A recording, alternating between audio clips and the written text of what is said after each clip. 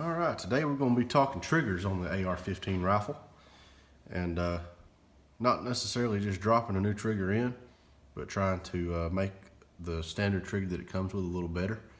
Most of them come with just a military GI trigger.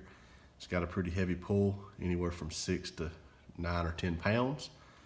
That's pretty heavy, which it's not bad as long as it breaks good. But they're made for combat, so you don't want them too light. But if you're doing something like competition or just using it for long range shooting or anything like that, you might want a little bit lighter of a trigger, maybe a little bit cleaner of a break.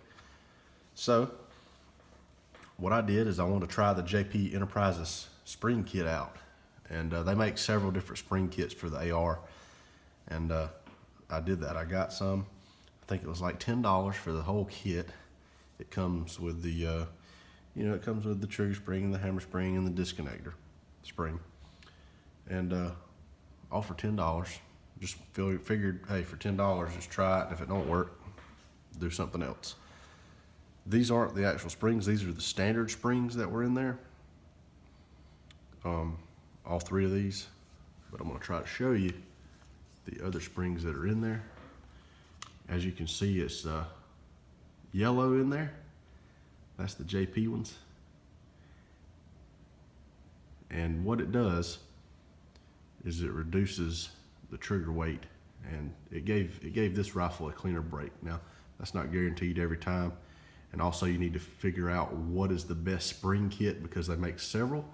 You need to figure out which is the best one for your rifle and which one suits your needs. This spring kit was made just for the military trigger, just to reduce that pull weight, okay? And it's right now it's sitting at about 4 to 4.5 pounds, usually.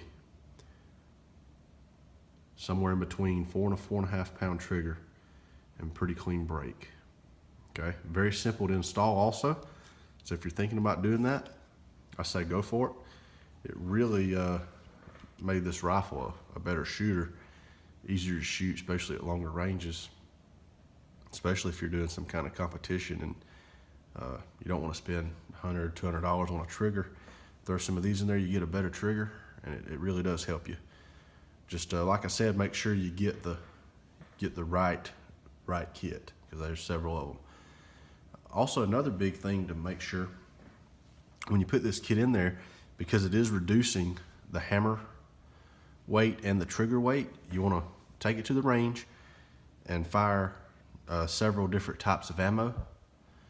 I took some ammo that had fairly hard primers, some military ammo, and then I also shot a few other brands. I think I shot some Federal, some Tula, some Hornady. I shot some of those, some Perfecta ammo. I shot pretty much any kind of ammo I normally shoot, just to make sure that it would strike the primer and ignite it, because if you make it too light, it could not ignite the primer, and then you're going to have dud rounds all the time.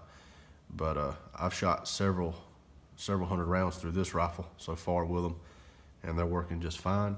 It just gives me that better trigger. But every rifle's different, so I just want to make sure you know that it could make it too light. Now I'm going to go ahead and put this rifle back together here real quick, just so I can dry fire it a couple times for you.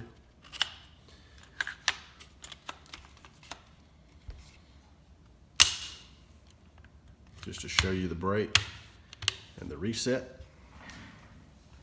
Okay. So take it off camera real quick and we'll check it.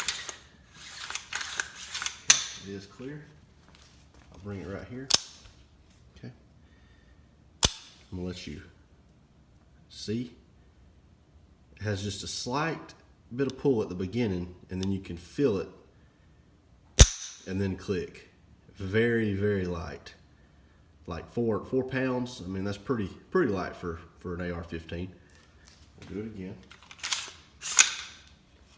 You'll get to see the reset here. I'll pull my finger out where you can see it. Right there, okay?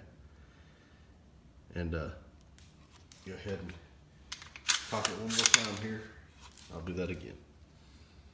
The brake, a little bit of take up, and I'm talking about a small amount. And then boom, and it goes. So that's those spring kits. If you're thinking about wanting your trigger on your AR to be a little lighter, I say go for it for $10. Can't beat it. Just make sure it works on your gun and make sure you get the right one, okay? And as long as you do that, you should have a lighter and smoother trigger with a pretty crisp brake. Appreciate you watching the video. I hope it helps you. If you're doing anything with your trigger on your Ar15 and you don't want to drop $200 on a new one, you know, if you do want a whole new trigger, go for it. But if you just want to make your military trigger a little better, this is the way. Appreciate you watching though. Y'all have a good one.